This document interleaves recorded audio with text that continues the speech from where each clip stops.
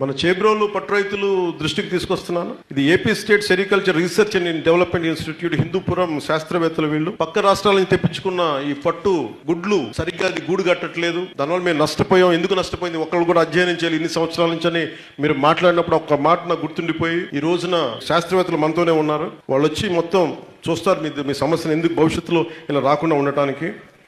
అలాగే గత ప్రభుత్వం పెండింగ్లో ఉన్న పట్టు రైతుల ఇన్సెంటివ్ డ్యూస్ 2,79,00,000 రూపాయల అమౌంట్ని ప్రభుత్వం పరిశీలించి మీకు న్యాయం చేస్తాను కూడా మాటిస్తూ ఉన్నాను. పట్టు పురుగులు ఈ గూడు కట్టుకోలేని పరిస్థితికి నష్టం వాటిల్లిందని మీరు అందరూ చెప్తున్నారు. అలాగే మీకు తక్షణమే వెంటనే మీకు జరిగిన ఈ నష్టపరిహారాన్ని వెంటనే కలెక్టర్ షణ్మోహన్ గారికి చెక్ రాయమని చెప్తున్నాను. 11 లక్షల రూపాయలు మీకు వెంటనే డిప్యూటీ డైరెక్టర్ సెరికల్చర్ గారు మీకు 11 లక్షల చెక్ మీకు ఇస్తున్నారు.